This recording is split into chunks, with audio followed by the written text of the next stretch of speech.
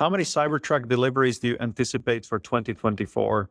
It's difficult to make an accurate guess at this point. Going back to what I said earlier, that the ramp is going to be extremely difficult.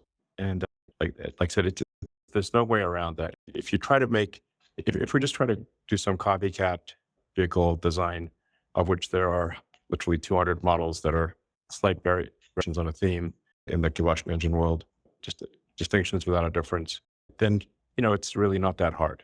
But if you want to do something radical and innovative and something really special for Cybertruck, it is extremely difficult because there's nothing to copy. You have to invent not just the car, but the way to make the car. So the more uncharted the territory, the less predictable the outcome. Now, I can say that if you say, well, where will things end up? I think we'll end up with roughly 250,000 Cybertrucks a year. And I don't think we're going to reach that output rate next year. I think we'll probably reach it sometime in 2025. That's my best guess. Could you please provide an update on capacity expansion plans for companies' factories in Berlin and Austin, and the opening schedule of Gigafactory Mexico? In Mexico, we're laying the groundwork to begin construction and doing all the long lead items. But I think we want to just get a sense for what the global economy is like before we go full tilt on the Mexico factory. I'm worried about the high interest rate environment that we're in. I just can't emphasize this enough that the vast majority of people buying a car is about the monthly payment. And as interest rates rise, the proportion of that monthly payment that is interest increases naturally. So if interest rates remain high or or even higher, it's that much harder for people to buy the car. They simply cannot afford it. So, and we are tracking, I believe, at this point for Model Y to be not just in revenue, but in unit volume. If you compare that to the other vehicles that are number 2 and number 3 and whatnot, they cost much less than our car. So, we're just hitting law of large numbers situations here. I know people want us to advertise, and we are advertising. I think there's something to be gained on the advertising front. I don't think it's nothing, but informing people of a car that is great that they cannot afford doesn't really help. So that is really the thing that must be sold, is to make the car affordable, or the average person cannot buy it for any amount of money, or they simply can't afford it. Current sell-side consensus assumes that Tesla will deliver 2.3 million vehicles in 2024, representing 28% growth versus 2023 guidance. Is this growth rate achievable without any mass market launches in 2024? And when does Tesla expect to return to its 50% long-term CAGR? Yeah, I mean, the risk of stating the obvious, it is not possible to have a compound growth rate of 50% forever, or you will exceed the mass of the known universe. So, but I think we will grow very rapidly and much faster than any other car company on Earth by far. Do you have an approximate timeline in mind for the robotaxi, driven or non-driven? What excites you most about how this project is progressing? Well, robotaxi is necessarily non-driven. I guess I'm very excited about our progress with autonomy. The end-to-end, nothing but nets, self-driving software is amazing.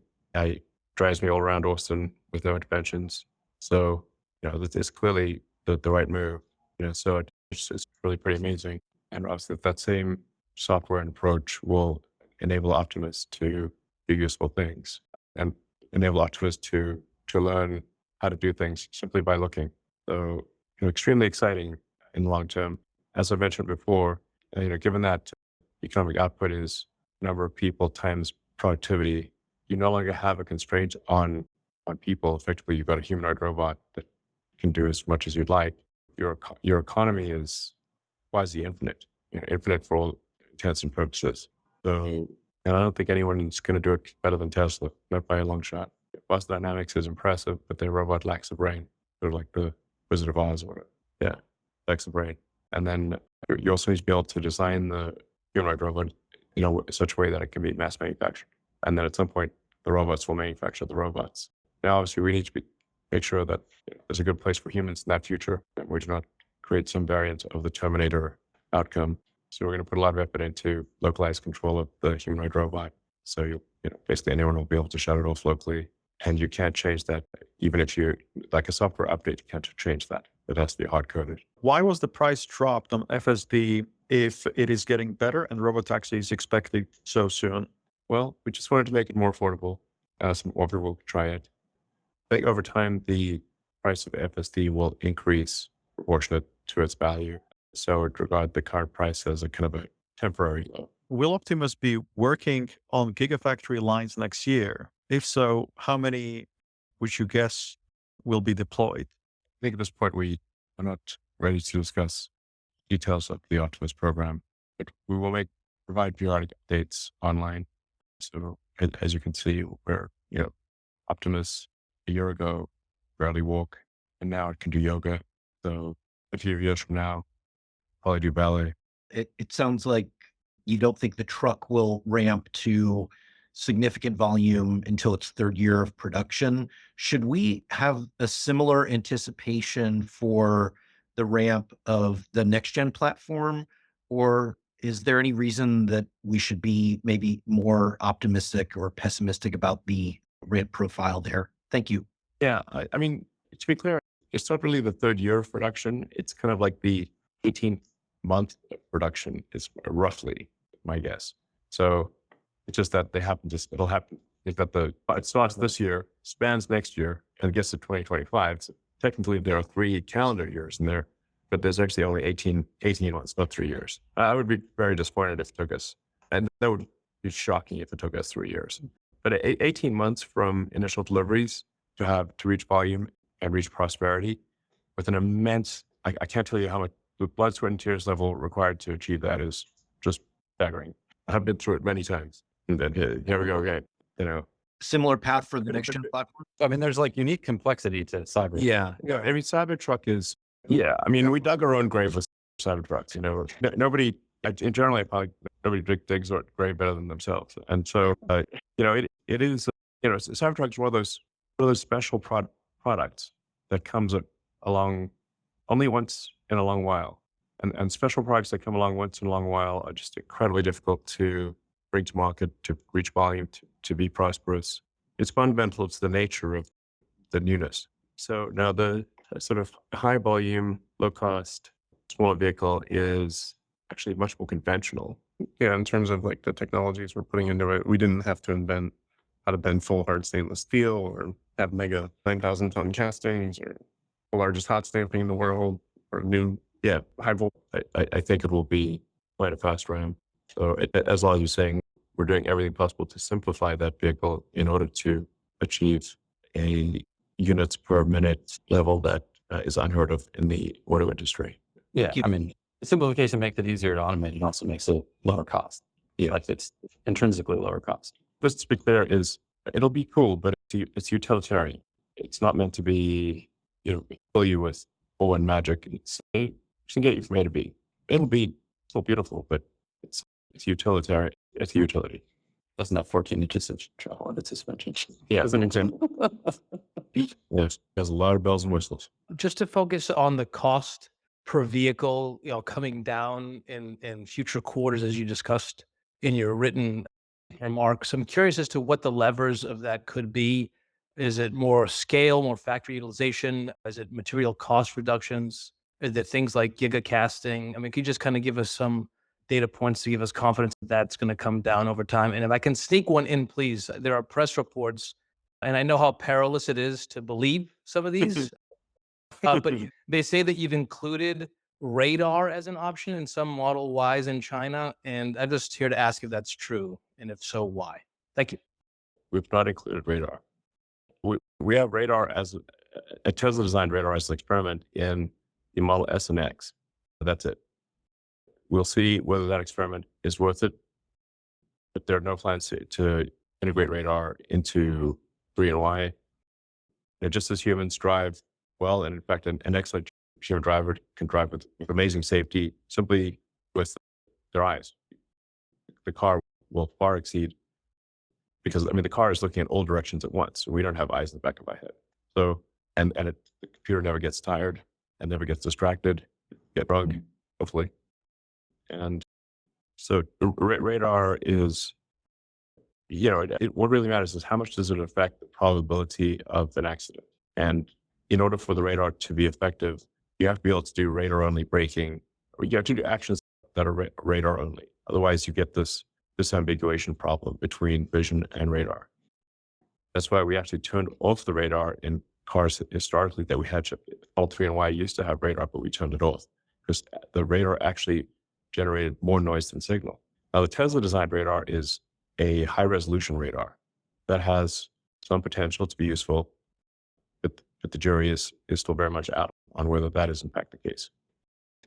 On the cost question, I guess from the vehicle side, like, as Drew mentioned earlier, we are always trying to engineer our products to be cheaper to make and more efficient to make. That comes obviously on the engineering side as we come up with new innovations, but as well on the supply chain side with our partners. We work with them to automate some of their lines, remove their, bottlenecks and their high costs as well. On the logistics side, getting parts to the factory. It's not like a one thing that you have to attack cost everywhere. And we do it ruthlessly at all times. Operations efficiency, all of the above. Yeah, I mean, I would say there's a whole laundry list of things which we are chasing. We internally call it the cost attack, where we're literally going line by line and saying, how can we make it better? And it's a grind. The grind. Game Game of pennies. It's like Game of Thrones, but pennies. First approximation, if you've got a $40,000 car and roughly 10,000 items in that car, that means each thing on average costs $4. So in order to get the cost down, say by 10%, you have to get 40 cents out of each part on average. It is a game of pennies. We play it.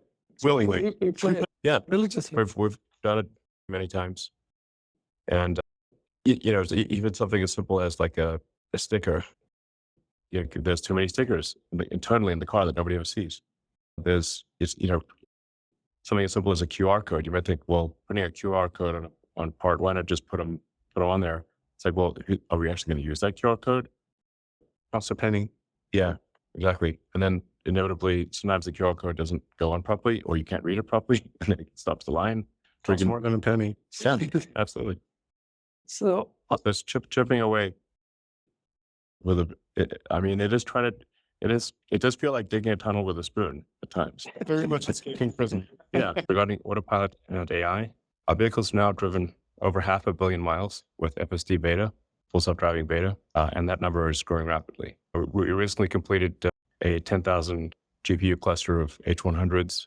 We think probably bringing it into operation faster than anyone's ever brought that much compute per unit time into production, since training is the fundamental limiting factor on progress with full self-driving and vehicle autonomy. We're also seeing significant promise with FSD version 12. This is the end-to-end AI where it's photon count in, controls out, or really you can think of it as there's just a large bit coming in and a tiny bit stream going out, compressing reality into a very small set of output, which is actually kind of how humans work. The vast majority of human data input is optics from our eyes. And so we are, like the car, photons in, controls out, with neural nets, just neural nets in the middle. It's very interesting to think about that. We will continue to invest significantly in AI development, as this is really the massive game changer. And success in this regard in the long term, I think has the potential to make Tesla the most valuable company in the world by far. If you have fully autonomous cars at scale and fully autonomous humanoid robots that are truly useful, it's not clear what the limit is. Regarding energy storage, we deployed 4 gigawatt hours of energy of storage products in Q3. And as this business grows, the energy division is becoming our highest margin business. Energy and service now contribute over $500 million to quarterly profit. The Cybertruck, I know a lot of people are excited about the Cybertruck. I am too. I've driven the car. It's an amazing product. I do want to emphasize that there will be enormous challenges in reaching volume production with the Cybertruck, and then in making the Cybertruck cash flow positive. This is simply normal for when you've got a product with a lot of new technology, or any new vehicle, brand new vehicle program, but especially one that is as different and advanced as the Cybertruck, that you will have problems proportionate to how many new things you're trying to solve at scale. So I just want to emphasize that while I think this is potentially our best product ever, and I think it is our best product ever, it is going to require immense work to reach volume production and be cash flow positive at a price that people can afford. Often people do not understand what is truly hard. That's why I say prototypes are easy, production is hard. People think it's the idea, or you make a prototype, you design a car. And it's not as though designing a car is that just anyone can do it. It does require taste. It does require effort to design a prototype. But the difficulty going from a prototype to volume production is like 10,000% harder to get to volume production than to make the prototype in the first place. And then it is even harder than that to reach positive cash flow.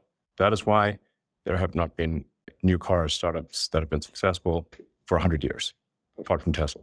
I just want to temper expectations for Cybertruck. It's a great product, but financially, it will take a year to 18 months before it is a significant positive cash flow contributor. I wish there was some way for that to be different, but that's my best guess. So really, the demand is off the charts. We have over 1 million people who have reserved the car. So it's not a demand issue, but we have to make it. And we need to make it at a price that people can afford. Insanely difficult things. In conclusion, we continue to focus on ramping production while maintaining positive cash flow.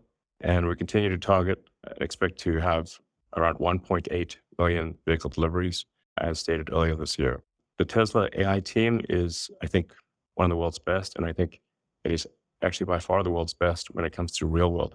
I'll say that again, Tesla has the best real world AI team on earth, period.